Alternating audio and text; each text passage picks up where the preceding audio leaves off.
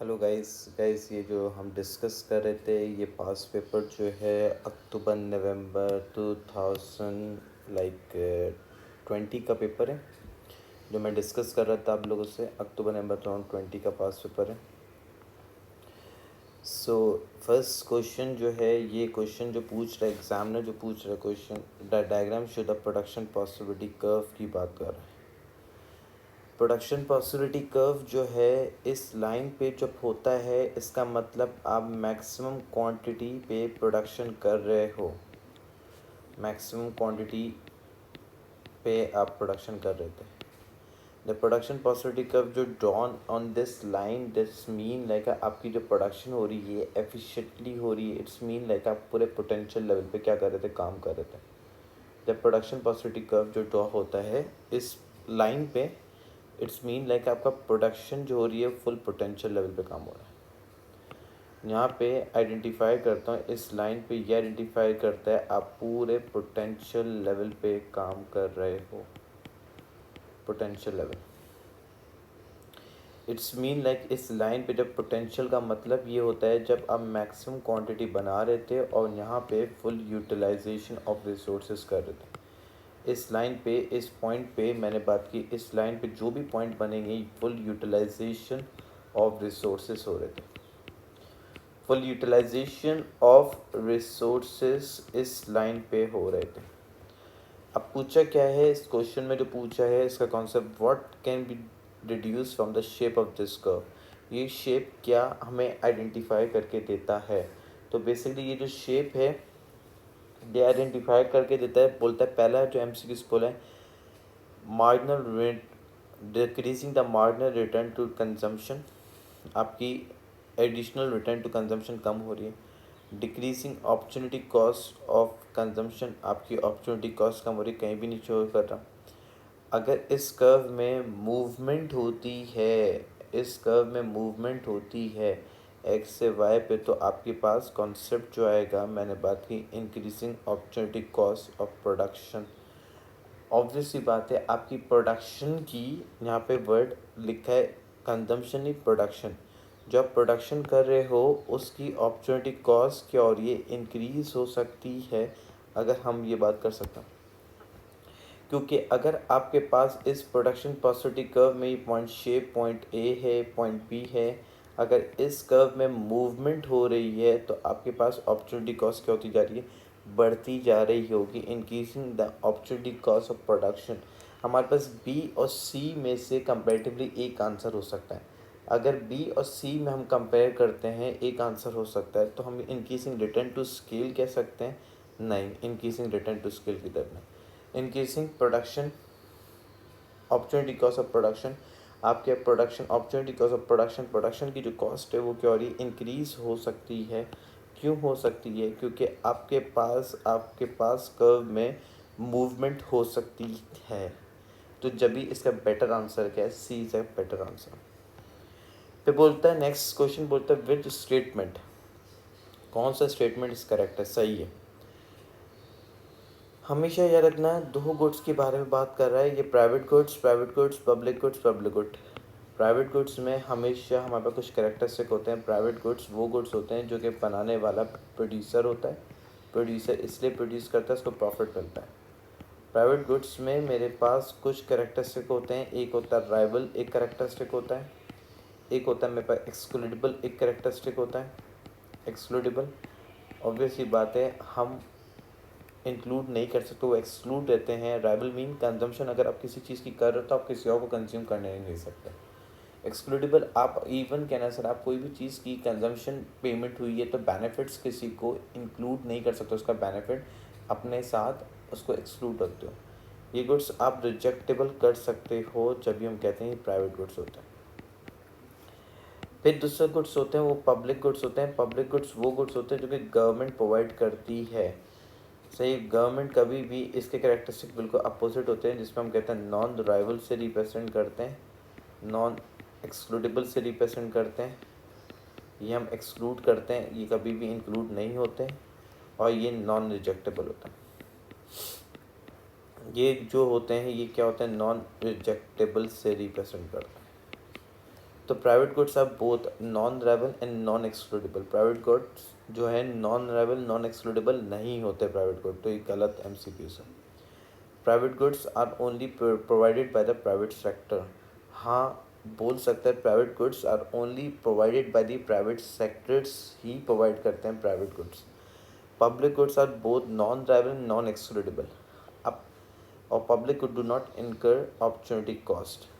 तो basically public goods do not incur opportunity cost. Public goods में opportunity cost हो सकती है, अगर आप इधर इन्वेस्ट करो क्या दूसरी जगह इन्वेस्ट करो, आपके ऊपर डिपेंड करता है, गवर्नमेंट डिपेंड करता है। तो बेसिकली ये पूछा था which statement is correct.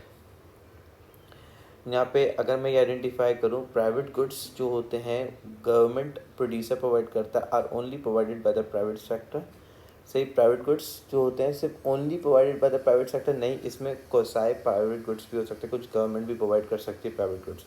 Public goods are non durable non excludable. हाँ, पब्लिक गुड्स हमेशा नॉन ड्यूरेबल नॉन एक्सक्लूडेबल, ये बेटर ऑप्शन है। तो हमारे पास आंसर क्या हुआ, C is the better answer, तो दैट इज़ करेक्ट आंसर सी।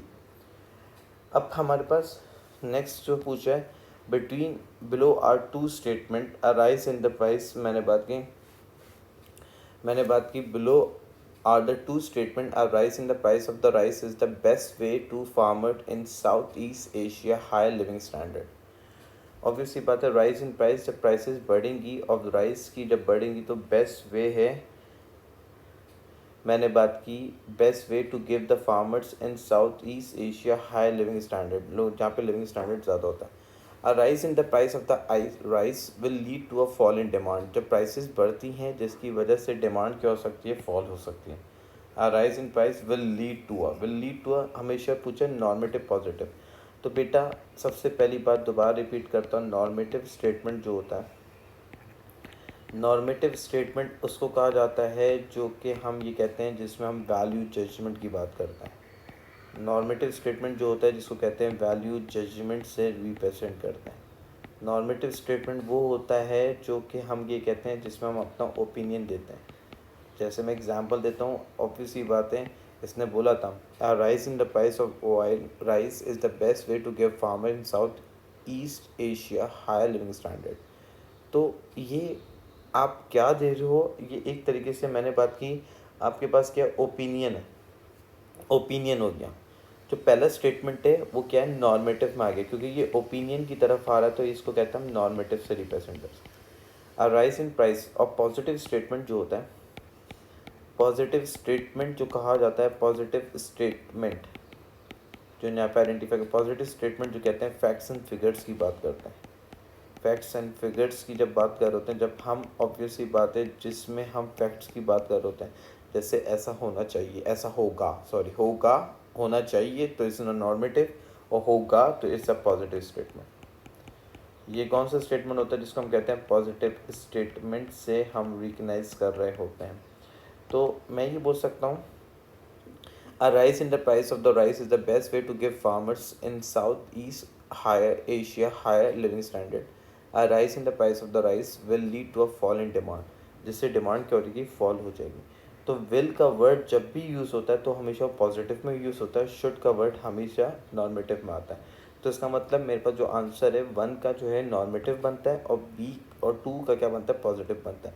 तो इट्स मीन मेरे पास जो करेक्ट आंसर है वो क्या होगा, मैं बोल सकता हूँ B is the correct answer, normative positive इसमें आ रहा है, तो इसका मतलब B is the correct answer. फिर fourth, what is the characteristic of money but not a function of money. बेटा जी इसमें कैरेक्टरिस्टिक्स, हमारा कैरेक्टरिस्टिक क्या होता है, पहला होता है एक्सेप्टेबिलिटी होना ज़रूरी है। एक्सेप्टेबिलिटी हर जगह, आपका पैसा क्या कैरेक्टरिस्टिक में आता है, एक्सेप्टेबल होना चाहिए, एक्सेप्टेबिलिटी होनी चाहिए हर जगह, हम पैसे को एक्सचेंज कर पाएँ in the exchange of good and services को इन टर्म ऑफ मनी। आपका पैसा एक्सेप्टेबिलिटी होना चाहिए। आपके पास जो पैसे हैं वो क्या होने चाहिए, यहाँ पे आइडेंटिफाई कर सकता हूँ, पोर्टेबल होने चाहिए। पोर्टेबल का मतलब ही ये होता है, ऑब्वियसली बात है, कैश एंड कैरी कराना आसान बात होती है। डिविजिबल हर जगह यूज़ कर सकते हैं, डिविजिबिलिटी होनी चाहिए आपके पास पैसा। एक्सेप्टेबिलिटी, पोर्टेबिलिटी, डिविजिबिलिटी, ड्यूरेबिलिटी, ज़्यादा टाइम पीरियड तक चलना चाहिए, ड्यूरेबिलिटी होनी चाहिए। ड्यूरेबिलिटी से रिपेयर करेंगे जो कि ज़्यादा टाइम पीरियड तक चलना चाहिए। तो ये पूछा है what is the characteristic of money not a function.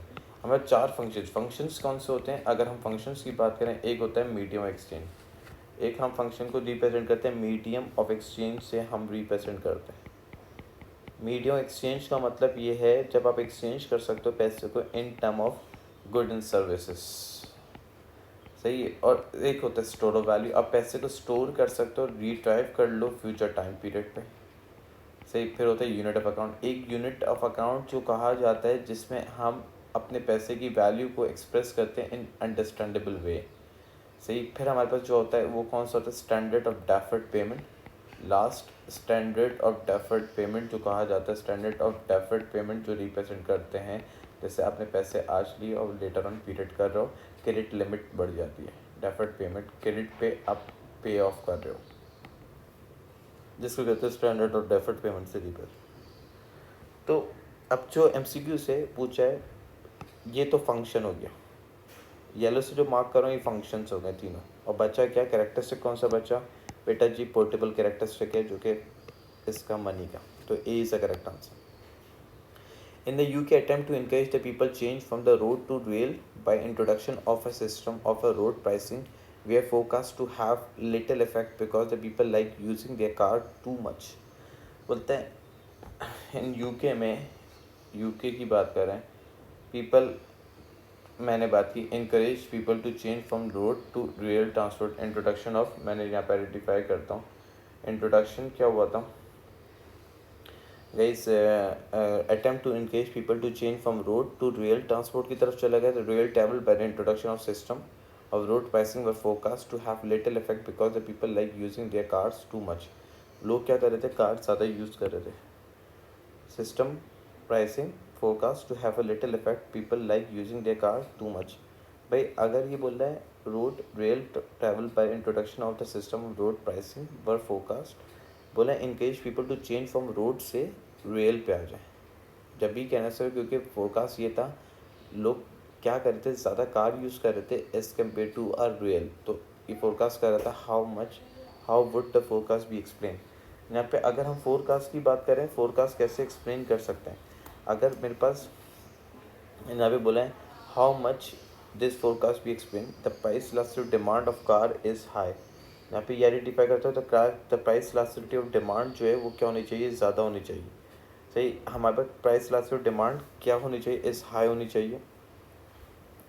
अगर हाई मतलब इलास्टिक, हाई मीन इलास्टिक होनी चाहिए, हाई मीन मैंने बात की इलास्टिक, इलास्टिक सब्स्टिट्यूट्स होने चाहिए रिलेटिवली। अगर ज़्यादा सब्स्टिट्यूट्स होते हैं, सब्स्टिट्यूट्स होंगे तो ऑब्वियसली बात है स्विच कर जाएगा, क्या नहीं कर जाएगा? बिल्कुल स्विच कर जाएंगे लोग, रोड ट्रांसपोर्ट से रेल ट्रांसपोर्ट पर स्विच कर जाएंगे। The price elasticity demand for petrol, अगर इधर बात करें कार की इलास्टिसिटी ज़्यादा होती है, कार के सब्स्टिट्यूट ज़्यादा होते हैं, तो ऑब्वियसली बात है यहाँ पे ये आइडेंटिफाई कर सकता हूँ इसमें affect people like using the car too much, ज़्यादा कोड यूज़ करते, तो कौन सी प्राइसिंग स्ट्रैटेजी यूज़ करनी चाहिए? रोड के लिए system of road pricing were focused to be have a little effect because the people are like using more car, तो little effect करने के लिए कौन सी स्ट्रेटेजी यूज़ करनी चाहिए?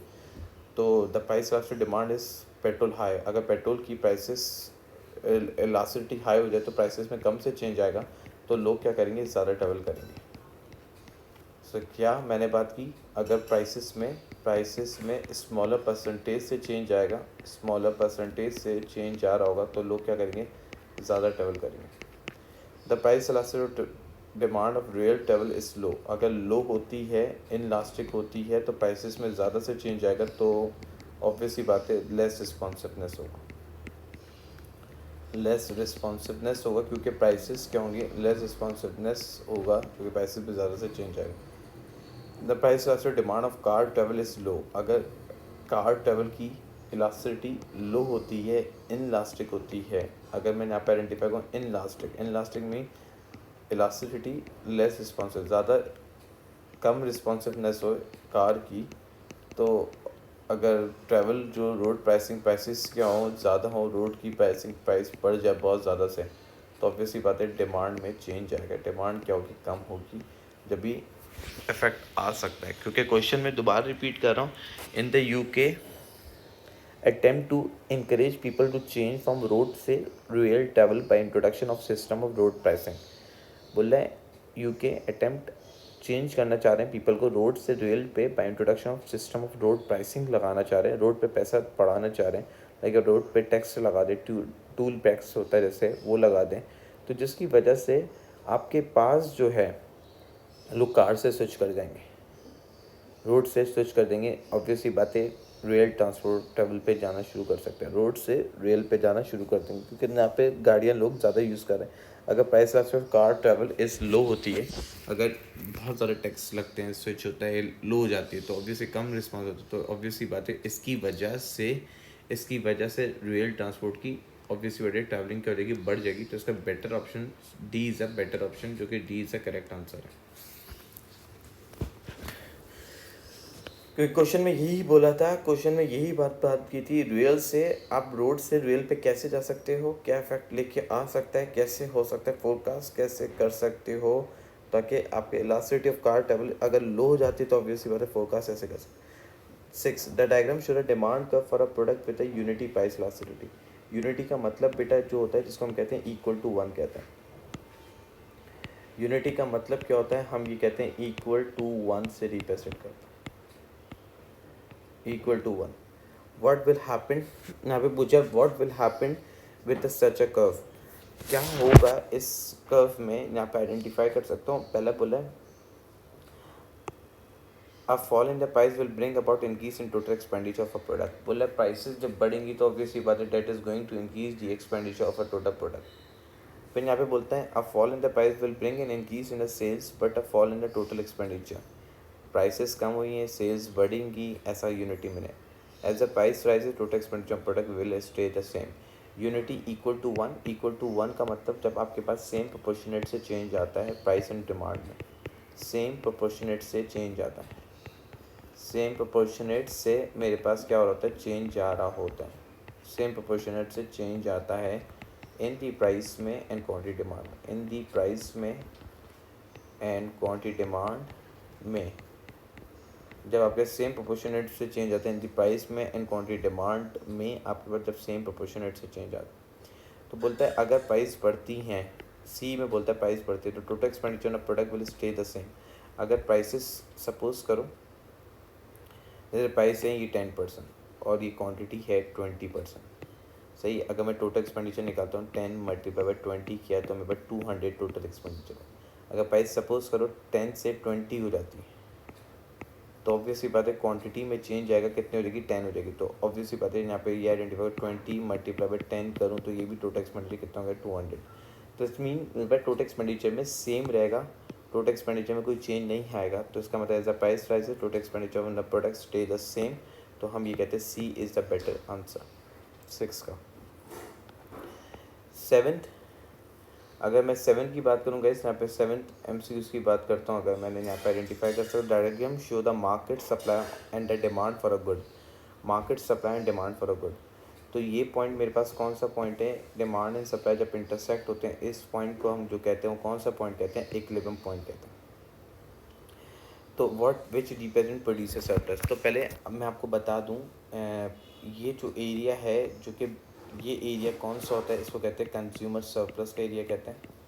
कंज्यूमर सरप्लस का एरिया जो होता है वो कौन सा होता है, below the demand curve, below the demand and above the price level, below the demand and above क्या होता है, प्राइस लेवल, प्राइस लेवल से रिप्रेजेंट करते हैं, सही है। ये एरिया कौन सा था, मैंने बात की कंज्यूमर सरप्लस का, ये एरिया सारा कौन सा था मेरे पास, मैं इसको आइडेंटिफाई कर सकता हूँ प्रोड्यूसर सरप्लस का। प्रोड्यूसर सरप्लस का एरिया जो होता है, प्रोड्यूसर सरप्लस का जो एरिया मैंने ये रिप्रेजेंट किया, अबव अबव दी मैंने बात की सप्लाई, अबव दी सप्लाई वाला area and below the prices and below the price level, मैंने बात की प्राइस लेवल से, ये होता है कौन सा होता है, प्रोड्यूसर सरप्लस। ये प्रोड्यूसर सरप्लस, ये कंज्यूमर सरप्लस। तो अबव दी सप्लाई, सप्लाई के ऊपर वाला एरिया, तो मैं ही बोल सकता हूँ ये जितना भी एरिया ये सारा कौन सा है, प्रोड्यूसर सरप्लस है। ये सारा जो एरिया था मेरे पास कौन सा था, मैंने बात की प्रोड्यूसर सरप्लस का एरिया था, ये सारा प्रोड्यूसर सरप्लस का एरिया था, और ये ग्रीन से जो मार्क कर रहे हैं कंज्यूमर सरप्लस का एरिया था। तो हमारे पास बेटर आंसर क्या है, मैंने बात की ऑब्वियसली प्रोड्यूसर सरप्लस का एरिया कौन सा है, टी वाला एरिया है सिर्फ प्रोड्यूसर सरप्लस का। तो इसका मतलब जब टी वाला एरिया प्रोड्यूसर सरप्लस का एरिया, तो इसका मतलब करेक्ट आंसर क्या है? B is the correct answer जो हम कंसिडर करते हैं 7 का। नेक्स्ट क्वेश्चन पूछा है, vanilla is an important ingredient in the production of ice cream. Vanilla एक सबसे इम्पॉर्टेंट इंग्रेडिएंट था प्रोडक्शन करने के लिए, आइसक्रीम के लिए। बिटवीन 2011 से लेकर 2008 the price of vanilla increase about 100 पर केजी टू 600। वनीला की प्राइसेस 100 पर केजी से इंक्रीज़ हो गई, 100 केजी से इंक्रीज़ हो गई तो 600 केजी हो गई, बढ़ गई ये बहुत ज़्यादा। The diagram show the market demand and supply of ice cream. The original equilibrium जो है is at X. Original equilibrium वाला पॉइंट मार्क करते हैं भाई हम, ये वाला पॉइंट है, ये ओरिजिनल इक्विलिब्रियम। तो और ऑब्वियस सी बात है यहाँ पे प्राइसेस क्या हो गई वनीला की, जो प्राइसेस क्या बोला दोबारा, the diagram show the market supply. Obvious सी बात है price of vanilla increase from 100 से 600। प्राइसेस क्या हो गई, मैंने बात की 100 से 600 प्राइसेस मेरे पास हो गई हैं। तो अब मेरे पास जब प्राइसेस क्या हो गई, मेरे पास इंक्रीज़ हो गई हैं, 100 से 600 प्राइसेस हो गई। तो इसका मतलब क्या है, जब प्राइसेस बढ़ गई तो इसका मतलब क्या है, मैंने बात की कॉस्ट ऑफ प्रोडक्शन क्या हो गई होगी, बढ़ गई होगी। कॉस्ट क्या होगी, बढ़ गई। क्या पूछा दोबारा, ingredient between and the price of vanilla increase. मैंने बात की price of vanilla increase from 100 KG से 600। तो इसकी कॉस्ट क्या होगी, बढ़ गई। जब कॉस्ट बढ़ेगी तो आपकी सप्लाई क्या होगी, कम होती है। जब सप्लाई क्या होती है, बेसिकली मैंने बात की कम होती है, तो सप्लाई मेरे पास क्या होगी, लेफ्ट पर शिफ्ट होगी, सही। और प्राइसेस क्या हो गई, इंक्रीज़ हो गई हैं। जब भी मैंने ये आइडेंटिफाई कर सकता हूँ मेरे पास प्राइसेस क्या हो गई, इंक्रीज़ हो गई। प्राइस इंक्रीज़ हो गई, कॉस्ट बढ़ गई थी, तो प्राइसेस इंक्रीज़ हुई, पी से P1 पे प्राइसेस चला गई थी, तो क्वांटिटी क्या होगी, कॉन्ट्रैक्ट होगी, क्यू से Q1 पे। तो मेरे पास नया इक्विलिब्रियम एस्टैब्लिश होगा, सी होगा। तो सी इज़ द बेटर आंसर। क्योंकि देखो दोबारा ये नहीं बोलना इसकी डिमांड में चेंज आया। डिमांड क्या हुई है, मूवमेंट होगी। डिमांड मूवमेंट होगी क्योंकि कॉस्ट क्या हो गई थी, बढ़ गई थी, प्राइसेस बहुत ज़्यादा से बढ़ गई, तो कॉस्ट क्या होगी, बहुत ज़्यादा से बड़ी होगी, तो जब भी सप्लाई अफेक्टेड होगी। और डिमांड में मूवमेंट होगी जो कि कॉन्ट्रैक्ट हो रही है।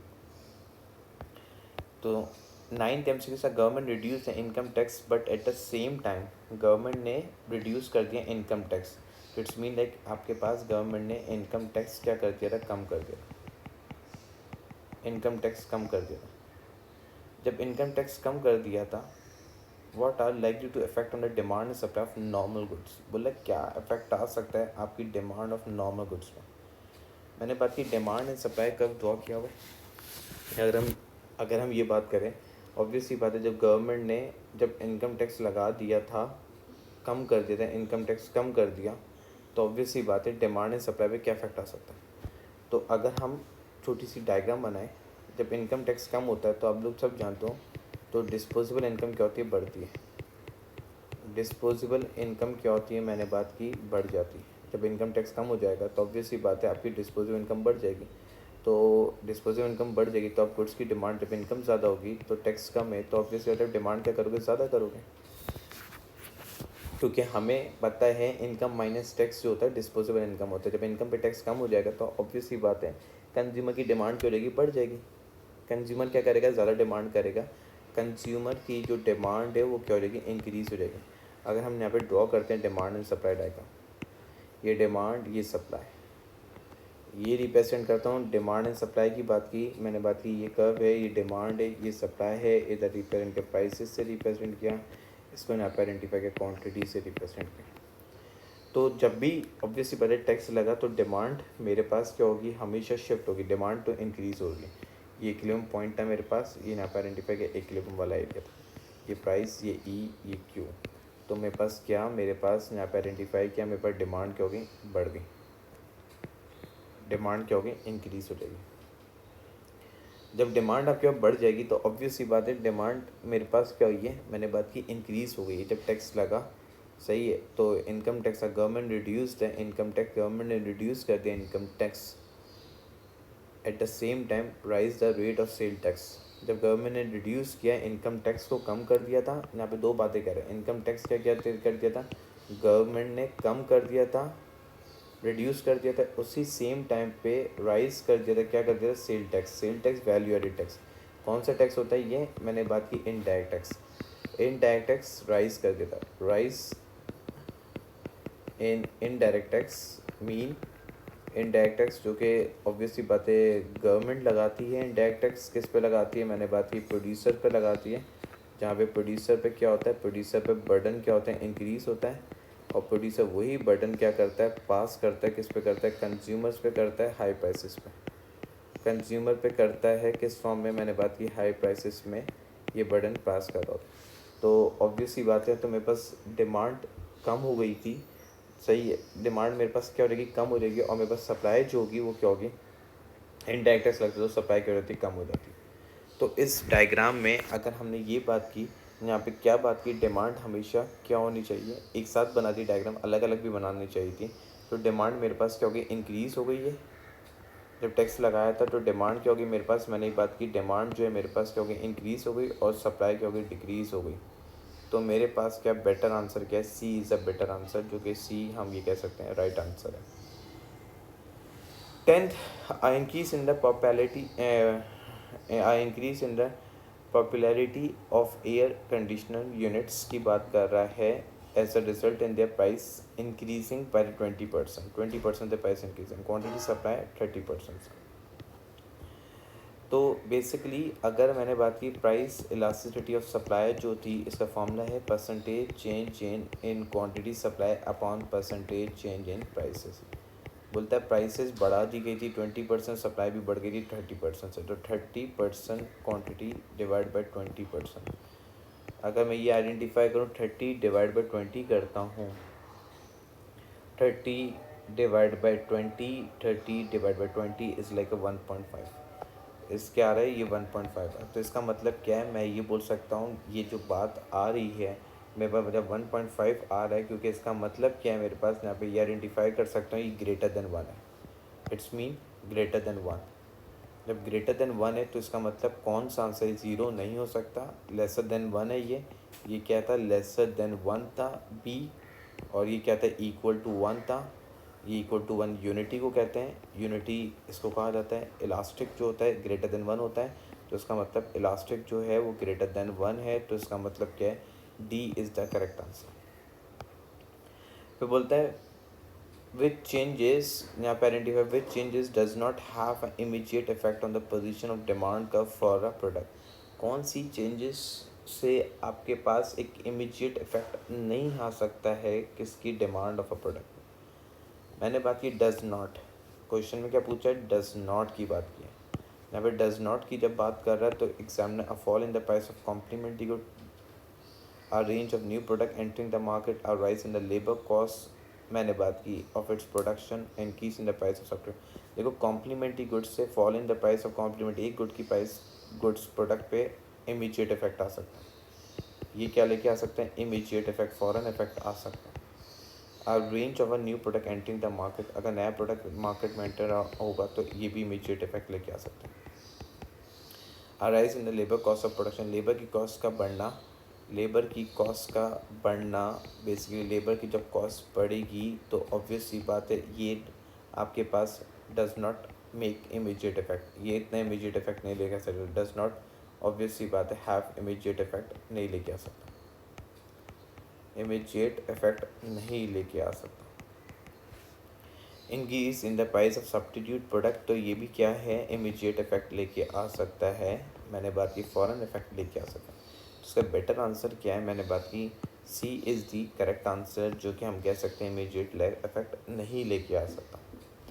फिर बोलता है when a demand for a good fall it price fall, बोल रहा है एक गुड की डिमांड कम हुई और प्राइसेस कम हुई। What is the function of price fall, बोल रहा है क्या फंक्शन हो सकता है जब प्राइसेस क्या होती हैं, फॉल होती हैं। मैंने बात की जब कोई चीज़ की प्राइसेस कम होती हैं, हमेशा ये प्राइसेस, फंक्शन की बात है, फंक्शन क्या हो सकता है, मैंने बात की फंक्शन, जब कोई चीज़ की प्राइसेस कम होगी तो फंक्शन क्या हो सकता है, ये बात की। तो बेसिकली फंक्शन ये हो सकता है जब कोई चीज़ की प्राइसेस कम होगी तो सिग्नल जो मिलने वाला होगा, सिग्नल किसको मिलेगा, मैंने बात की टू प्रोड्यूसर को मिल सकता है, सही है। इससे शॉर्टेज हो सकती है, नहीं। रिड्यूस हो सकता है कंज्यूमर सरप्लस, नहीं। To send a signal to the producer, producer को सिग्नल मिल सकता है भाई प्राइसेस कम हो गई। Stimulate the further fall in demand, इसके वजह से ज़्यादा डिमांड फॉल हो जाएगी, प्राइस नहीं, ऐसा तो नहीं हो सकता, प्राइस फॉल हुई है तो सिग्नल मिल सकता है प्रोड्यूसर को तुम ज़्यादा प्रोड्यूस करो। तो इसका बेटर आंसर क्या हो सकता है, सी इज़ द बेटर आंसर। मैंने बात की 12 का। 13 a firm estimate the price elasticity of supply of its product is 0.4। Price elasticity supply क्या है, मैंने बात की of its product is 0.4। Should the firm be concern by the figures, मैंने बात की शुड क्या, ऑब्वियसली बात है फर्म जो है कंसर्न अबाउट द फिगर्स हो सकती है। अगर बोलता है no as it implies that a firm will be able to raise the revenue by raising the prices. क्या है, प्राइस इलास्टिसिटी ऑफ सप्लाई जो दी हुई 0.4 इस mean like a lesser than 1 है, लेसर देन 1 है तो इस मीन कहने वास्ते है मैं ये बोल सकता हूँ यहाँ पे जब लेसर देन 1 की बात करता है तो ऑब्वियसली बात है इन लास्टिक की बात है। तो मैं बात कर सकता हूँ concern about the figures, should the firm should be concern, no no no, firm हमेशा कंसर्न होती है, सबसे बड़ी बात तो येस और येस होगा। तो इसका मतलब येस और येस का मतलब क्या है, मेरे पास सी और डी में से आंसर हो सकता है। Yes it mean demand of its product increase at a slow rate, yes it showed that a firm is not able to adjust supply easily when a demand changes। हाँ जब in last है तो इसका मतलब क्या है, supply जो है firm not able to adjust, supply कम है तो ऑब्वियस ही बात है एडजस्ट नहीं कर सकती जब डिमांड चेंज हो रही है, डिमांड ज़्यादा थी सप्लाई एडजस्ट नहीं हो पा रही, जब भी प्राइसेस क्या हो गई बढ़ गया जाती हैं। तो इसका बेटर आंसर क्या है, क्योंकि डी है, क्योंकि येस क्योंकि firm is not able to adjust supply, supply को एडजस्ट नहीं कर पाई, इतना प्रोड्यूस नहीं कर पा रही जब भी फर्म ने ज़्यादा प्राइसेस बढ़ा दी थी, सही, और क्योंकि डिमांड क्या हुई थी, चेंज हुई थी। तो हम ये बात कर सकते हैं जब इन लास्टिक में प्राइसेस में ज़्यादा से चेंज आता है, हमेशा याद रखोगे बेटा लेसर देन 1, जब इन लास्टिक में प्राइसेस क्या हुई, ज़्यादा से इंक्रीज़ हुई, ज़्यादा प्रोपोर्शनेट से चेंज लेके आती, प्राइसेस इंक्रीज़ होते हैं लार्जर प्रोपोर्शनेट से, लार्जर प्रोपोर्शनेट से प्राइसेस क्या होती हैं आपके पास, इंक्रीज़ होती हैं। फिर नेक्स्ट बोलता है a government decide to privatise करना a state own company, government चाहती है प्राइवेटाइज कर ले, क्या चीज़ को कर ले, स्टेट ओन कंपनी। प्राइवेटाइज मतलब जो कि own by the private sector, private sector से ओन कर ले है, प्राइवेट सेक्टर्स की बात की जो कि पहले स्टेट ओन की बात है। Government should the government do to try insure that this will result improvement in efficiency, government क्यों करना चाहती है, ताकि वो इंश्योर करना चाहे एफिशिएंसी को बढ़ा सके, ज़्यादा एफिशिएंट हो सके, ज़्यादा एफिशिएंट हो सके तो ऑब्वियसली बात है प्राइवेटाइज करना चाह रही है government. allocate voucher to the citizen entering them to share in ownership of the company, encourage competition, privatise करने में अगर प्राइवेटाइजेशन करनी है तो बेसिकली यहाँ पे आइडेंटिफाई कर सकता हूँ कंपटीशन क्या हो सकता है, बढ़ सकता है, कंपटीशन बढ़ सकता है, चॉइसेस ज़्यादा हो सकती हैं, चॉइसेस ज़्यादा हो सकती हैं प्राइवेटाइज करने, तो basically impose a maximum profit margin नहीं, ये भी नहीं, इंक्रीज बिजनेस टैक्स रेट नहीं, इंकरेज करना competition is a much better option, जो कि B is the correct answer for. 15 the graph show an individual income की बात कर रहा है before and after the tax deduction of income tax, बोलता है after the tax deduction of income tax की बात कर। अगर हमारे पास देखा जाए income tax what is the marginal percentage, what is the marginal percentage tax of tax between 0 से 100, 10,000 तक, 0 से 10,000 तक, अगर मैं 0 से 10,000 तक एज्यूम करता हूँ, 0 से 10,000 तक तो कोई चेंज नहीं आ रहा, 0 से 10,000 तक कोई भी चेंज नहीं है, तो बेसिकली 0 से 10,000 तक it's mean there is no change, अगर देखा चाहे तो 0 से 10,000 तक कोई चेंज नहीं था। लेकिन अब पॉइंट क्या है, अब 10,000 से अगर हम बात करें 10,000 से टैक्स में जो चेंज आ रहा है वो कितने का चेंज आया है, अगर मैं बात करूँ यह है 7,500 रुपये का चेंज आ रहा है, और 10,000 में से, और ये कितने का आ रहा है, 10,000 रुपये का चेंज आ रहा है, तो 7,500 का चेंज आया और 10,000 का चेंज आया, अगर मैं इसको परसेंटेज वाइज निकालूं तो 7,500 मैंने, ऑब्वियसली बात है 7,500 को अगर मैं इसको चेंज परसेंटेज में निकालता हूँ तो 10,000 में से अगर मैंने बात की before and after, tax before tax जो था वो कितना था, मैंने बोला 10,000 अमाउंट थी, और आफ्टर जो टैक्स अमाउंट थी, आफ्टर टैक्स जो अमाउंट थी वो कितनी थी, 7,500। तो इसका मतलब जो टोटल चेंज आ रहा था वो कितने का था, 2,500 रुपये चेंज आ रहा था। अब 2,500 से मैं अगर डिवाइड करता हूँ, जो चेंज आ रहा था 2,500 से किसकी रेंज, मैंने बात की 10,000 और 20,000 की जो रेंज है वो टैक्स की कितनी थी, 10,000। तो अगर मैंने बात की 2,500 डिवाइड बाई 10,000 करता हूँ, मल्टीप्लाई बाई 100 करता हूँ, तो मुझे परसेंटेज पता लगेगी कितना परसेंट का चेंज आया। इस लाइक 25% से चेंज हो रहा था, जो 10 से 17 और 10 से 25 जो चेंज आ रहा था वो 25% से चेंज आ रहा था। बिफोर एंड आफ्टर टैक्स में जो डिफरेंस कितने परसेंट से चेंज आया था, 25। तो इसका मतलब 0 और 10 तक तो कोई चेंज नहीं आया बेटा जी, 0-10 तक कोई चेंज नहीं आया, तो इसका मतलब 0-10 में 0 ही रहेगा, और ऑब्वियसली बात है 25। तो इसका मतलब करेक्ट आंसर जो है वो क्या है, B is the correct answer. Next MCQs। In year 1 in the market for a good represented in a diagram, the initial demand and supply condition are shown by the D1 or S1, and government has set the maximum price of OP2। Government ने maximum price लगा दी थी OP2। In year 2 demand increases to D2 but there was no other changes, मैंने बात की to the condition of supply की बात की, और द मैक्सिमम प्राइस कंडीशन में कोई चेंज नहीं आया, to the condition of supply और टू दी मैक्सिमम प्राइस में कोई चेंज नहीं। सबसे पहले मेरा जो पॉइंट होता है, ये जो पॉइंट होता है डिमांड D1 पे थी, ये वाला पॉइंट क्या था, इक्विलिब्रियम पॉइंट था। पहले इक्विलिब्रियम पॉइंट को आइडेंटिफाई कर लो। सही, इक्विलिब्रियम पॉइंट D1 और S1 ये था, तो मुझे लगता है इक्विलिब्रियम प्राइस ये था। तो which raw accurately show the price of quantity in a market in each. दोबारा क्वेश्चन पढ़ता हूँ। In air market for a good represented in a diagram, the initial demand supply D1 और S1 पे the government set a maximum price of OP2। Government ने जो maximum price लगाई है वो किस पे लगाई है, OP2 पे, इस पे लगाई है। इसका मतलब ये क्या है, मैक्सिमम प्राइस लगाई है। ये अंग्रेजी रिप्रेजेंट करते हैं, जो मैक्सिमम प्राइस लगाई है वो किस पे लगाई है, OP2 पे मैक्सिमम प्राइस गवर्नमेंट ने इम्पोज कर दी है इस केस में। अगर हम देखा जाए मैक्सिमम प्राइस जो लगा दी है OP2, अब बोला which raw accurately show the price and quantity in the market in each year.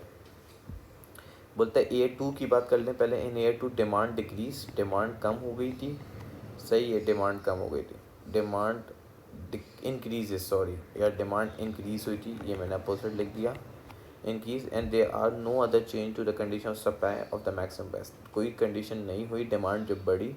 तो ये पूछा है एयर 1 में, पहले एयर 1 का कॉन्सेप्ट देखें। एयर 1 में जब मैक्सिमम प्राइस लगाई थी, तो बेसिकली अगर बोले which row show the price and quantity in a market in each year, कौन सी रॉ जो बताती है market on each year, OP2, OP2, OP3, OP3।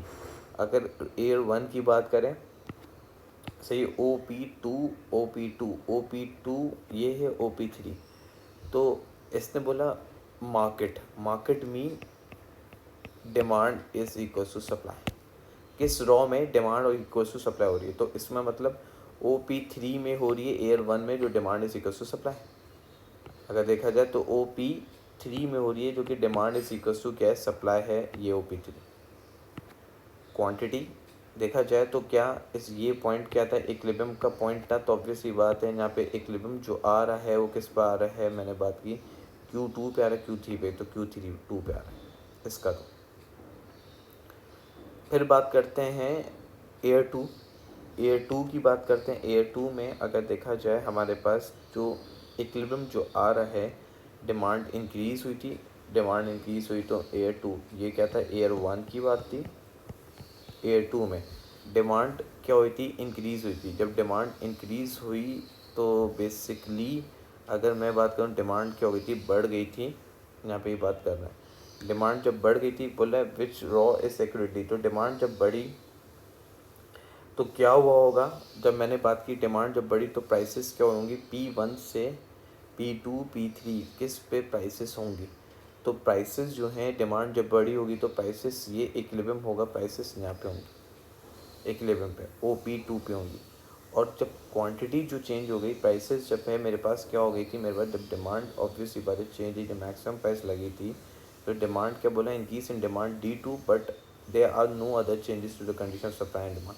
Supply में कोई चेंजेस नहीं है, सही, डिमांड शिफ्ट हुई। तो ऑब्वियसली बात है किस पॉइंट पे इक्विलिब्रियम होना चाहिए, तो डिमांड जब बढ़ी तो ऑब्वियसली बात है इधर सप्लाई कब बनना चाहिए, सही, इधर सप्लाई इधर डिमांड कब बनना चाहिए था, सही है, तभी हमारे पास क्या आ सकता था, इक्विलिब्रियम आ सकता था। इस पे हम चले गए थे A2 पे, जब गवर्नमेंट ने क्या कर दी थी, मैक्सिमम प्राइस लगाई थी OP2 पे। डिमांड जब बढ़ी तो कोई चेंजेस नहीं है कंडीशन ऑफ सप्लाई पे ऑफ और टू द मैक्सिमम प्राइस पे कोई चेंजेस नहीं है। तो इसका मतलब क्या है, मेरे पास इक्विलिब्रियम पॉइंट जो है OP2 पे चला गया और OQ3 पे इक्विलिब्रियम पॉइंट चला जाएगा, क्योंकि उस पॉइंट पे OP1 पे इक्विलिब्रियम इसलिए नहीं जा सकता क्योंकि मैक्सिमम प्राइस से अबव है। अबव हो गया इक्विलिब्रियम पॉइंट जो था मेरे पास OP2, पहले इस पे आएगा तो रॉ पे A2 में इस पे आएगा, क्योंकि इन A2 डिमांड इनकी D2 पे डिमांड बढ़ गई थी, सही, but there no other change to the condition of supply and demand, supply और to the maximum price, supply पे कोई चेंज नहीं आया। सप्लाई पे जब कोई चेंज नहीं आएगा तो ऑब्वियसली बात है, बोले which raw accurately show the price in quantity in the market in each year, हर साल, तो हर साल ये आएगा, नॉर्मल मार्केट जो होगी ये होगी, तो उसके नेक्स्ट ईयर 3 में क्या होगी, मार्केट ये वाली होगी। तो इसका मतलब क्या, मेरे पास जो इक्विलिब्रियम बनेगा वो क्या बनेगा, डी पे बनेगा, तो DOP2 और OQ3 पे बनेगा, तो जिस पे मेरे पास ये वाला पॉइंट जो है मेरे पास जो रीच हो सकता है, नेक्स्ट इक्विलिब्रियम पॉइंट पे रीच हो सकता है। दोबारा रिपीट करते हैं, in year 1 in a market for a good represented in a diagram the initial demand and supply condition D1S1, the government has set the maximum price, government ने maximum price लगा दी थी, OP2 पे maximum price लगा दी थी, सही। अब ये पूछा है in year demand increases, demand increase, लेकिन कोई चेंजेस नहीं है, जो सप्लाई और डिमांड में कोई चेंजेस, सप्लाई में कोई चेंजेस नहीं आई थी, तो सप्लाई जो है मूवमेंट हुई, तो ऑब्वियसली बात है और टू द मैक्सिमम प्राइस तक, मैक्सिमम प्राइस जो है वो इस पॉइंट पे इंटरसेक्ट हो रही थी, तो ऑब्वियसली बात है which raw accurately show the market price and quantity in the market in each year में, पहले ईयर में ये थी मार्केट में प्राइस, फिर नेक्स्ट ईयर में मार्केट में प्राइस क्या हो गई, ये वाली हो गई ईयर 2, सही, ईयर 2 ये हो गया, तो इसका मतलब हमारे पास सही हमने आइडेंटिफाई किया, D is a correct answer.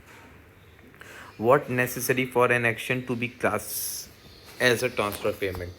तो बेटा अगर मैं आप लोगों से बात करूं, देखो ये सवाल आप लोग बहुत बच्चे पूछते हैं, सर ट्रांसफ़र पेमेंट क्या चीज़ होती है, तो हमेशा ये याद रखना बेटा, ट्रांसफ़र पेमेंट ये होते हैं, जैसे एग्जांपल देता हूँ, अनएम्प्लॉयमेंट बेनिफिट्स होते हैं, हमेशा जो गवर्नमेंट जो बेनिफिट्स दे रही होती है, अनएम्प्लॉयमेंट बेनिफिट्स जो आपको घर बैठे बैठे क्या मिल रहे होते हैं, बेनिफिट्स मिल रहे होते हैं, that is known as a, हम ये आइडेंटिफाई करते हैं ट्रांसफ़र पेमेंट से रिप्रेजेंट करते हैं। तो हमेशा ये रखना, ट्रांसफ़र पेमेंट जो होता है, जो आपको बैठे बैठे जो पैसे मिलते हैं, इसको कहा जाता है ट्रांसफ़र पेमेंट से रिप्रेजेंट कर। अगर हम इसकी एग्जांपल जो है, जैसे मैं इसकी बात करूँ, ट्रांसफ़र पेमेंट जो बेसिकली जो कहा जाता है, ट्रांसफ़र पेमेंट जो होता है इसको कहते हैं हम, जिसको रीडिस्ट्रीब्यूशन ऑफ इनकम कहते हैं। रीडिस्ट्रीब्यूशन मैंने बात की, redistribution of income, redistribution of income से रिप्रेजेंट किया। आप जब रीडिस्ट्रीब्यूशन ऑफ इनकम की बात की एंड वेल्थ की बात की, जिसको हम कहते हैं ट्रांसफ़र पेमेंट, मैंने बात की जहाँ पे मैंने बात की यहाँ पे आइडेंटिफाई किया, जैसे सच हम कहते हैं जब इक्विटेबल डिस्ट्रीब्यूशन होती है वेल्थ इन एन इकनॉमी, जब मैंने बात की जो कि हम ये कहा जाता है, इसको कहा जाता है पेमेंट, जो पेमेंट्स जो होती हैं, जो गवर्नमेंट जो है पेमेंट आर डिस्ट्रीब्यूटेड, मैंने बात की डिस्ट्रीब्यूटेड से रिप्रेजेंट किया टू प्रोवाइड करने के लिए, आ मोर इक्विटेबल मैंने बात की डिस्ट्रीब्यूशन करने के लिए, डिस्ट्रीब्यूशन की बात की, डिस्ट्रीब्यूशन ऑफ वेल्थ को डिस्ट्रीब्यूट करने के लिए in an economy, in the economy के अंदर मैंने बात की, जब आप इक्विटेबल जब वेल्थ और डिस्ट्रीब्यूट करने के लिए कोशिश कर रहे हो तो जिसको कहते हैं ट्रांसफ़र पेमेंट्स आता है। जैसे मैं एग्जांपल दूं, मैंने बात की लाइक ओल्ड एज पेंशन देना, ऑब्वियसली बात है। मैंने बात की अनएम्प्लॉयमेंट बेनिफिट्स देना, हाउसिंग अलाउंसेस देना, बेनिफिट देना, हाउसिंग अलाउंस की बात कर सकता हूँ, हाउस अलायंस की बात कर सकता हूँ, चाइल्ड बेनिफिट्स की बात कर सकते हैं, सारे क्या ट्रांसफ़र पेमेंट है। तो necessary action to be classed as a transfer payment include the cash payments. बोलता है कैश, अगर आप अब ऑब्वियस सी बात है, अगर हम क्या दे रहे होते हैं, मैंने बात की, यहाँ पे आइडेंटिफाई कर सकते हो कैश पेमेंट्स हो सकती हैं। हम ये बोल सकते हैं कि नेसेसरी कैश पेमेंट नहीं, it must involve banking transaction नहीं, it originate from the government activity नहीं, it relate to the non productivity activity. ये वो है, आप काम करो ना करो आपको गवर्नमेंट पैसे दे रही होती है, तो नहीं नॉन प्रोडक्टिविटी एक्टिविटीज़ के आपको पैसे मिलते हैं। नेक्स्ट गाइस, ये the market for a good x is in equilibrium, government introduce a subsidies. देखो गवर्नमेंट ने क्या कर दी, ये इक्विलिब्रियम पॉइंट कौन सा है, ये डिमांड, ये सप्लाई से रिप्रेजेंट किया, सब्सिडीज़ में क्या होता है, सप्लाई शिफ्ट होती है। अगर मैं ये आइडेंटिफाई करूँ आपके सामने, अगर ये पॉइंट है, इक्विलिब्रियम पॉइंट है मेरे पास, ये प्राइस है, ये क्या है, सप्लाई है, ये डिमांड है, ये क्वांटिटी से रिप्रेजेंट किया, ये रिप्रेजेंट किया प्राइसेस से रिप्रेजेंट किया। जब सब्सिडीज देगी सप्लाई क्या हो जाएगी, बढ़ जाएगी। सप्लाई क्या हो जाएगी मेरे पास, बढ़ जाएगी। जब गवर्नमेंट इंट्रोड्यूस कर दी सब्सिडीज़ तो मेरे पास सप्लाई क्या हो गई, मेरे पास इंक्रीज़ हो जाएगी। जब सप्लाई बढ़ जाएगी तो ऑब्वियस सी बात है प्राइसेस क्या हो जाते हैं, कम हो जाते हैं। प्राइसेस कम हो जाती है, क्वांटिटी क्या होती है, इंक्रीज हो जाती है। Which condition will be total expenditure by government to subsidies be greatest, price elasticity of demand जो है ऑफ गुड एक्स, अगर गुड एक्स पे सब्सिडीज देती है तो ग्रेटर होना, लेसर होना चाहिए, लेसर होना चाहिए, क्या ग्रेटर होना चाहिए, greater. The price elastic demand, supply demand जो है हमेशा सब्सिडीज जब दी जाएगी तो ऑब्वियसली बात है ग्रेटर होना चाहिए, क्योंकि इलास्टिक में अगर मैंने बात की सब्सिडीज़ जब दी जाती है, अगर सब्सिडीज़ दी जाती है, सब्सिडीज़ में मैंने बात की इलास्टिक में किसको बेनिफिट ज़्यादा मिलता है, इलास्टिक में आपको जो बेनिफिट मिलता है प्रोड्यूसर को बेनिफिट ज़्यादा मिलता है as compare to consumer benefit. Inelastic में यहाँ पे आइडेंटिफाई कर सकते हो, इन लास्टिक में कंज्यूमर का बेनिफिट ज़्यादा होता है as compare to producer benefit.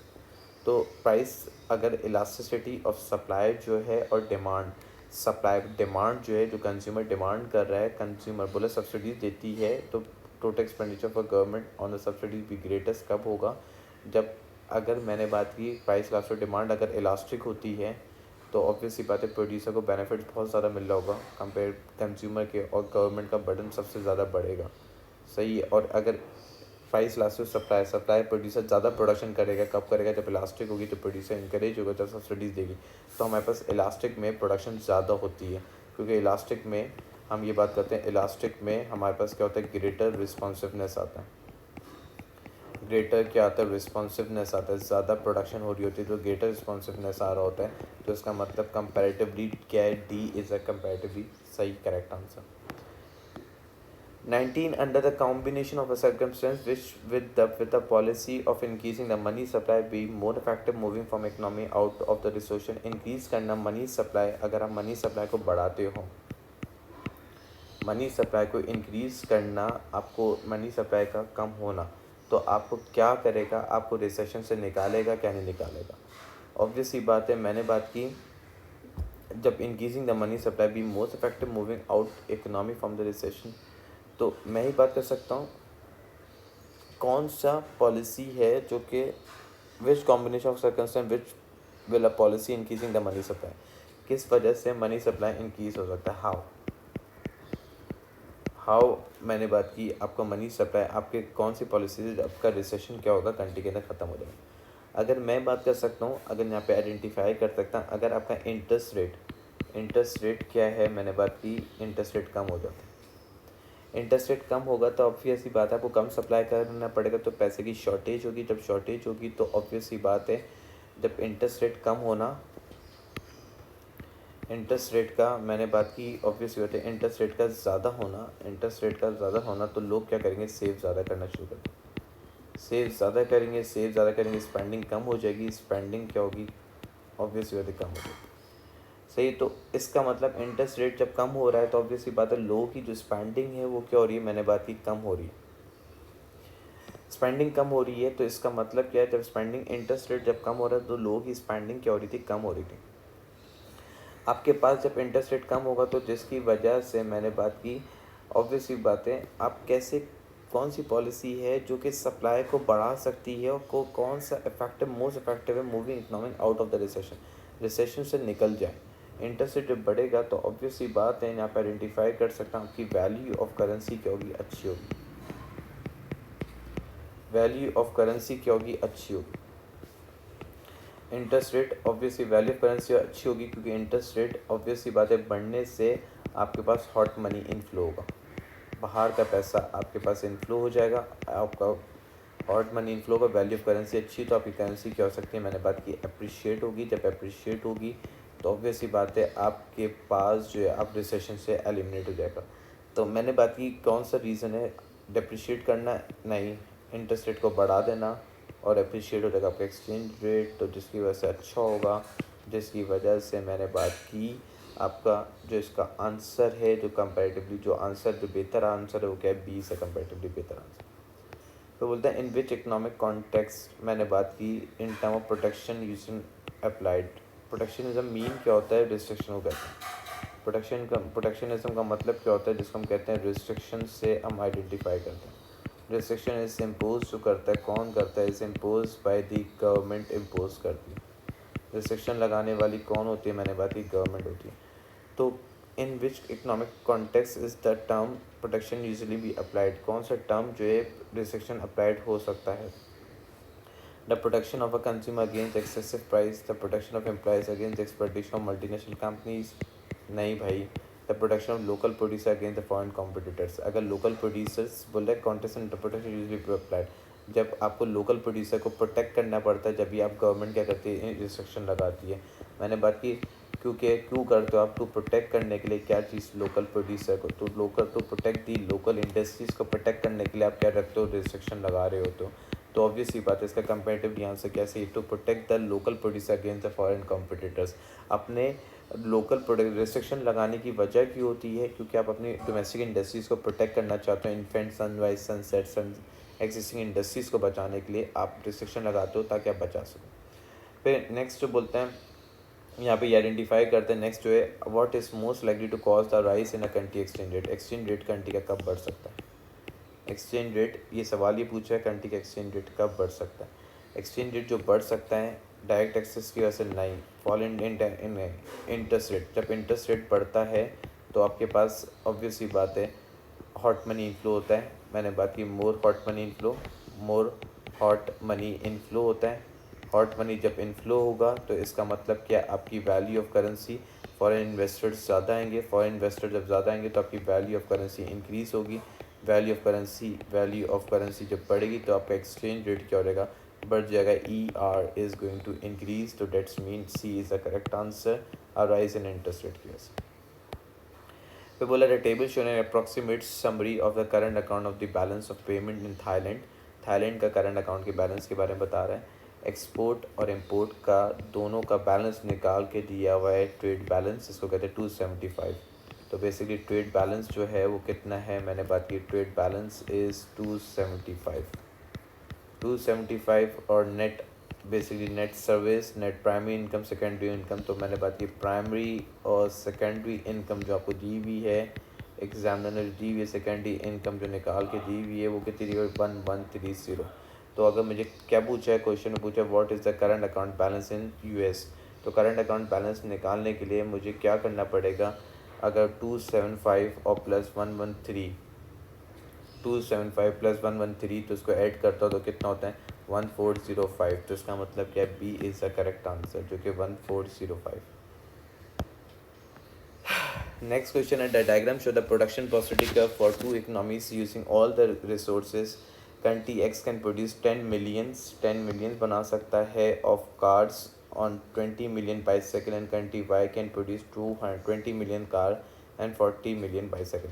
बोला 10 मिलियन जो है, 10 मिलियन जो है कंट्री एक्स जो है, यहाँ पे बात कर रहे हैं कंट्री एक्स जो है 10 मिलियन कार बना सकता है और 20 मिलियंस बाईसाइकिल बना सकता है। तो अगर मैं इसमें बात करूँ, ये कंट्री एक्स रिप्रेजेंट करूँ कंट्री एक्स, और कंट्री वाई जो बोल रहा था, कंट्री वाई जो है थोड़ा सा बात कर रहा था, कंट्री वाई 20 मिलियंस क्या बना रहा है, ऑब्वियसली बात है कंट्री वाई जो है 20 मिलियंस कार बनाता है, 40 मिलियन बाईसाइकिल। अगर मैंने बात की कंट्री एक्स है और कंट्री वाई, दो कंट्रीज़ को मैं बनाता हूँ। सही है। तो ऑब्वियस सी बात है दोनों का हमारे पास, अगर मैंने बात की कंट्री 1 से रिप्रेजेंट करूँ, कंट्री 2 से रिप्रेजेंट करूँ, सही है। तो कंट्री 1 की जो लाइन है वो ये वाली है, तो क्या बना रहा है, कार, इधर लिखता हूँ कार की बात कर रहा हूँ, यहाँ पे ये आइडेंटिफाई कर रहा हूँ, कार की बात कर रहा था, car ratio bicycle, bicycle car कितनी बना था 10, बाईसाइकिल कितनी 20। तो ऑब्वियसली बात है एक कार बनाने के 20 डिवाइड बाई 10, तो ऑब्वियसली बात 10 1 से 10, 10 2 से 20, तो एक कार बनाने की कितनी बाईसाइकिल लगेगी, 2 बाईसाइकिल लगेगी, ये 2 बाईसाइकिल लगेगी। अब इधर कार रेशियो क्या है, बाईसाइकिल, तो बेसिकली क्या हुआ 20 कार्स थी और 40 क्या थी, बाईसाइकिल थी। तो ऑब्वियसली बात है car is equals to 40 upon 20, 21 से 20 22 से, तो एक कार बनाने के कितनी बाईसाइकिल लग रही, 2 बाईसाइकिल लग रही थी। तो उसका रेशियो क्या है, सेम है। जब सेम अपॉर्चुनिटी कॉस्ट रेशियो होता है तो it's mean like a no trade. जब सेम अपॉर्चुनिटी कॉस्ट क्या था, रेशियो था। जब यहाँ पे आइडेंटिफाई कर रहा हूँ मैं बात की सेम अपॉर्चुनिटी कॉस्ट क्या था, रेशियो था।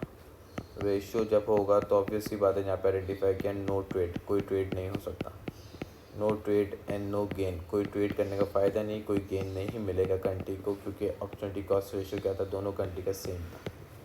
अब पूछा क्या है, which statement is correct about the country X and country Y according to theory of comparative advantage. तो ऑब्वियसली बात है हमें ये पता चल गया कोई ट्रेड नहीं हो सकता, working country X and country Y will not gain from the free trade. अगर ये बोलता है कंट्री एक्स जो है वो कंट्री वाई जो है वो कभी ट्रेड से गेन नहीं कर सकती है, क्यों नहीं कर सकती, ऑब्वियसली बात है यही बात बोलती पहले आंसर कंट्री एक्स एंड, क्योंकि अपॉर्चुनिटी कॉस्ट रेशियो क्या था, सेम था। मैंने बात की क्योंकि अपॉर्चुनिटी कॉस्ट रेशियो जो था, opportunity cost ratio is same, ratio क्या था, मैंने बात की इज सेम, तो ऑब्वियसली बात है वो ट्रेड नहीं कर सकती। A country has a balance of payment deficit, its devalued currency, devalues mean like a value of currency का कम होना, वैल्यू ऑफ करेंसी क्या हो जाती है, गिर जाती है। Which combination lead to a reduction in balance of payment deficit in the long run. कब बैलेंस ऑफ पेमेंट डेफिसिट कम हो सकता है लॉन्ग रन के अंदर, अगर हम लॉन्ग रन के अंदर कब बैलेंस ऑफ पेमेंट जो है मेरा डेफिसिट हो सकता है, अगर मैं ये बात कर सकता हूँ लॉन्ग रन में मेरे पास जो डिमांड होनी चाहिए वो क्या होनी चाहिए, ग्रेटर देन 1 होनी चाहिए। बैलेंस ऑफ पेमेंट जो डेफिसिट कम हो सकता है वो लॉन्ग रन में जब मेरे पास शॉर्ट रन में, देखो शॉर्ट रन में हमेशा डेफिसिट कम नहीं हो सकता। शॉर्ट रन में the deficit can not be reduce, the deficit मैंने बात की कैन नॉट बी रिड्यूस, क्योंकि जब आपकी करेंसी, क्योंकि आपके पास रिड्यूस क्यों, क्योंकि आपके टोटल एक्सपेंडिचर ज़्यादा होता है, शॉर्ट रन में टोटल रेवेन्यू कम होता है जब आपकी करेंसी डी वैल्यू होती है। लेकिन लॉन्ग रन में शॉर्ट रन में हमेशा क्या होती है, इनलास्टिक क्या होती है, डिमांड होती है, इनलास्टिक क्या होती है, डिमांड होती है। लेकिन लॉन्ग रन में जो डिमांड होती है वो कौन सा होता है, लॉन्ग रन में सरप्लस की तरफ जा सकता है, तो जहाँ पे आपका टोटल रेवेन्यू बढ़ सकता है टोटल एक्सपेंडिचर के। तो मैंने बात की जहाँ पे आपके पास कौन सी डिमांड होती है, मैंने बोला इलास्टिक डिमांड होती है लॉन्ग रन। तो मोर देन वन, तो इसका मतलब करेक्ट आंसर क्या, सी इलास्टिक होनी चाहिए, तो ऑब्वियसली बात है पे रिड्यूस हो सकता है, तो इसका आंसर करेक्ट क्या, सी। तो बोला diagram show aggregate demand 81 and 82, 81 and 82 curve बना के दिया हुआ है इसने एग्जामिनर ने, an aggregate supply curve AS1, what would cause the shift and aggregate demand 81 से 82, 81 से 82 पे कब शिफ्ट होगा। मैंने बात की पहले बोलता है राइज इन इंटरेस्ट रेट की वजह से, नहीं 80 राइज इन आउटपुट पर वर्कर, अगर ज़्यादा आउटपुट पर वर्कर आप बढ़ जाते हैं, राइज इन बजट डेफिसिट, नहीं rise in value of exchange rate, जब एक्सचेंज रेट वैल्यू बढ़ता है तो 80 पे, नहीं अगर मैंने कॉज द शिफ्ट, अगर 80 बढ़ता है तो इस लाइक डिमांड पुल इन्फ्लेशन आ सकता है, सही है। इन्फ्लेशन आ रहा है तो ऑब्वियसली बात है जब 80 बढ़ता है तो मेरे पास कौन सा इन्फ्लेशन आता है, यहाँ पे आइडेंटिफाई कर सकता हूँ, मैं जानता हूँ डिमांड पुल इन्फ्लेशन होता है। तो डिमांड पुल इन्फ्लेशन जो है मेरे पास किस वजह से आता है, 80 के बढ़ने से। राइज इन आउटपुट पर वर्कर, एक वर्कर ज़्यादा आउटपुट प्रोड्यूस करके दे रहा है, मैंने बात की ईच वर्कर आसान वर्कर प्रोड्यूस मोर आउटपुट जब प्रोड्यूस करेगा तो ऑब्वियसली बात है आपके पास एग्रीगेट डिमांड क्या होगी, ज़्यादा बढ़ेगी। जब एग्रीगेट डिमांड जब बढ़ेगी तो इस चीज़ से इन्फ्लेशन आ सकता है, लेकिन जो शिफ्ट हो सकता है, a rise in output of worker, एक वर्कर ज़्यादा आउटपुट प्रोड्यूस करके दे तो इसके से शिफ्ट हो सकता है। बेटर ऑप्शन ये है, जब भी हमने कहा B is the correct answer. Next है government of an open economy with an overvalued currency decide to abandon it fixed exchange rate in a favor of floating exchange rate। हम exchange rate को ख़त्म करते हैं, एबडेंट करते हैं fix exchange rate को, और ऑब्वियसली बात है फेवर किसके था, फ्लोटिंग एक्सचेंज रेट के फेवर, बेसिकली फेवर जो था फ्लोटिंग एक्सचेंज रेट के था। तो अगर हम बात करें यहाँ पे ये आइडेंटिफाई कर सकते हैं, अगर हमने ये बात की फिक्स एक्सचेंज रेट, तो which macro economic policies are least likely to meet the least likely to met because of this changes. कौन सी, a low level of unemployment reduction, a low inflation rate की बात की मैंने, बात की a low inflation, a low level of unemployment, a reduce or balance of payment deficit, a sustainable rate of economic growth. कौन सी चीज़ जो है जो कि फिक्स एक्सचेंज रेट्स, मैंने बात की evident it's fix exchange rate in a favour of fix floating floating exchange rate में सबसे अच्छी बात है कौन सी पॉलिसी जो least likely to meet because of this change, कौन सी पॉलिसी जो सबसे लीस्ट होगी जो मीट कर सकती है, वो हो सकती है। अगर हम बात करें पहली ही पॉलिसी बोल सकते हैं, अगर हम यहाँ पे आइडेंटिफाई कर सकते हैं लो इन्फ्लेशन होना, unemployment, low level of unemployment होना, तो ऑब्वियसली होते हैं नहीं, लो इन्फ्लेशन होना चाहिए, लो लेवल ऑफ अनएम्प्लॉयमेंट नहीं, एम्प्लॉयमेंट होना, ये पॉलिसी नहीं है, ये गलत है।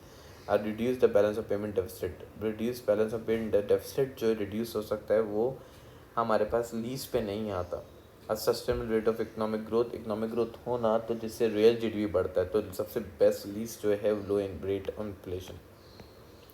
devaluation always affect the decreasing the price of export import। devaluation जो है वही पूछ रहा है, ऑब्वियस क्या अफेक्ट करते हैं, जब devaluation होती है तो मेरे पास एक्सपोर्ट की प्राइसेस क्या होती है, कम होती हैं, एक्सपोर्ट की प्राइसेस कम होती हैं और इंपोर्ट की प्राइसेस क्या होती हैं, बढ़ती हैं।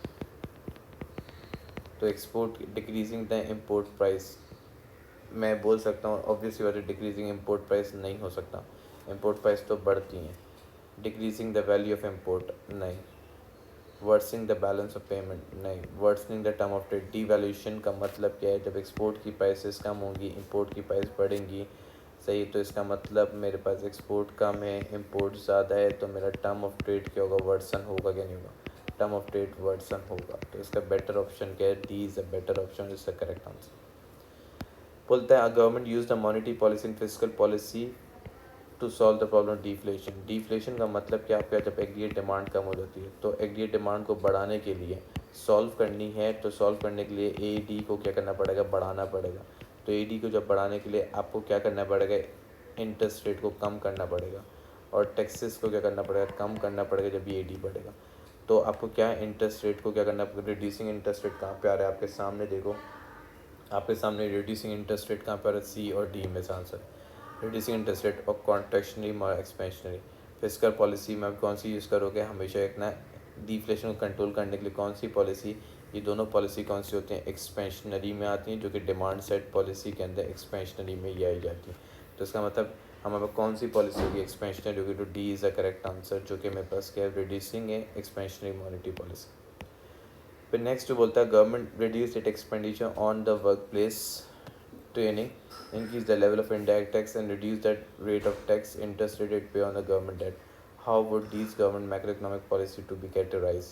बोलता है गवर्नमेंट रिड्यूस करना चाहती है एक्सपेंडिचर, गवर्नमेंट एक्सपेंडिचर्स जो हैं वो कम करना चाहती है, गवर्नमेंट एक्सपेंडिचर को कम करना चाहती है। Increase the level of indirect tax लगाएगी, इंक्रीज करेगी, रिड्यूस करेगी rate of interest rate and it pay on government debts. How would these macroeconomic policy be categorized? कैसे हो सकती है कैटेगराइज, ये जो पॉलिसीज़ हैं ये कैसे कैटेगराइज हो सकती है। अगर हम बात करें यहाँ पे ये आइडेंटिफाई कर सकते हैं सप्लाई साइड पॉलिसी, अगर हम ये बात करें कॉन्ट्रैक्ट करना चाहिए हमें, क्या ऑब्वियसली बात है training, increase the level of indirect tax, तो इनडायरेक्ट टैक्स को क्या करना चाहिए, कम करना चाहिए, तो कॉन्ट्रैक्ट करना चाहिए सप्लाई साइड पॉलिसी में, सही है, सप्लाई साइड पे कॉन्ट्रैक्ट। लेकिन फिजिकल पॉलिसी ये ए और सी में से हमें आइडेंटिफाई हुआ कॉन्ट्रैक्ट करना चाहिए, क्योंकि इनकीस इन लेवल ऑफ टैक्सेस, तो सप्लाई साइड पॉलिसी में टैक्सेस क्या होते हैं, रिडक्शन होता है, रिडक्शन इनडायरेक्ट टैक्स क्या करता हूँ मैं, कम करता हूँ। फिस्कल पॉलिसी में क्या होता है, मैंने बात की, अगर फिस्कल पॉलिसी में क्या करूँगा मैं, टैक्सेस को क्या करूँगा, ऑब्वियसली बात है कॉन्ट्रैक्ट करना है मुझे, ईडी को कॉन्ट्रैक्ट करना है, क्योंकि रेट ऑफ इंटरेस्ट रेट क्या है, reduce rate of interest rate है, तो मुझे क्या करना है, कौन सी पॉलिसी है जो कैटेगराइज करनी चाहिए, तो कॉन्ट्रैक्शनरी यूज़ करनी चाहिए, कॉन्ट्रैक्ट करनी चाहिए, ये भी कॉन्ट्रैक्ट होना चाहिए। और मॉनेटरी पॉलिसी में क्या होनी चाहिए, हमारे पास रिड्यूस हो रहा है इंटरेस्ट रेट कम होता है तो इंटरेस्ट रेट को बढ़ाना चाहिए, जो पॉलिसी ऑब्जेक्टिव, तो इंटरेस्ट रेट को बढ़ाना चाहिए। तो इसका मतलब क्या है, यहाँ पे टैक्सेस क्या हो रहे थे, मैंने इंक्रीज हो रहे टैक्सेस, और टैक्सेस को क्या करना चाहिए था, मैंने बात की टैक्सेस को, मुझे ऑब्वियसली बात है increase in direct taxes, working in training in, obviously बात है इसकी बात कर रहा था, तो मुझे टैक्सेस को क्या करना पड़ेंगे, कम करने पड़ चाहिए कि ज़्यादा टैक्स, ऑब्वियसली बात है टैक्सेस में ज़्यादा बढ़ाऊंगा तो मेरे पास क्या होगा, गुड्स की डिमांड क्या होगी, कम होगी, क्योंकि government reduce in government spending, government की स्पेंडिंग क्या थी, कम थी, गवर्नमेंट की स्पेंडिंग कम थी, तो गवर्नमेंट की स्पेंडिंग को बढ़ाने के लिए मुझे क्या करना पड़ेंगे, अगर government expenditure reduce it expenditure on the work place training, government क्या कर रही थी, कम स्पेंडिंग कर रही थी, कम स्पेंडिंग कर रही थी क्योंकि टैक्सेस क्या थे, ज़्यादा थे, जब भी गवर्नमेंट क्या कर रही थी, ज़्यादा स्पेंडिंग, गवर्नमेंट जब ऑब्वियस टैक्सेस ज़्यादा होंगे तो गवर्नमेंट क्या करेगी, जब भी कम स्पेंडिंग कर रही थी, सही रिड्यूस करनी है गवर्नमेंट की स्पेंडिंग, तो टैक्सेस को बढ़ाना पड़ेगा मुझे, और supply side policy reduction in direct tax, तो इसका मतलब कंपैरेटिवली आंसर क्या है, A is a most better option. सही, देखो इस क्वेश्चन में पूछा government reduce it expenditure on work place training expenditures, government ने अपने रिड्यूस की एक्सपेंडिचर, जब रिड्यूस के एक्सपेंडिचर तो टैक्सेस क्या किए होंगे, बढ़ाए होंगे, तो ये कौन सी पॉलिसी है, कॉन्ट्रैक्शनरी, मैंने बात की fiscal policy, contractionary fiscal policy. फिर बोलते हैं increase in the level of indirect tax बढ़ा दिया, गुड्स पे टैक्स ज़्यादा लगा दिया, तो गुड्स को टैक्स पे क्या करना पड़ेगा, इनडायरेक्ट टैक्स को कम करना पड़ेगा, सप्लाई साइड पॉलिसी, प्रोडक्शन बढ़ा के, प्रोडक्शन सप्लाई को बढ़ा के तो आपकी प्रोडक्शन कम हो सकती है।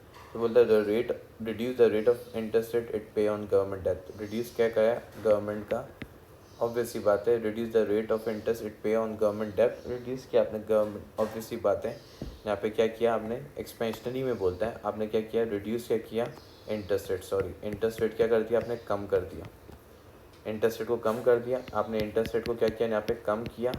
सही, जो पॉलिसी जो है, जो कैटेगरीज बताए, इंटरेस्ट रेट को कम किया ताकि आपका मनी सप्लाई क्या होगा, बढ़ेगा, तो ये मॉनेटरी में आ गया।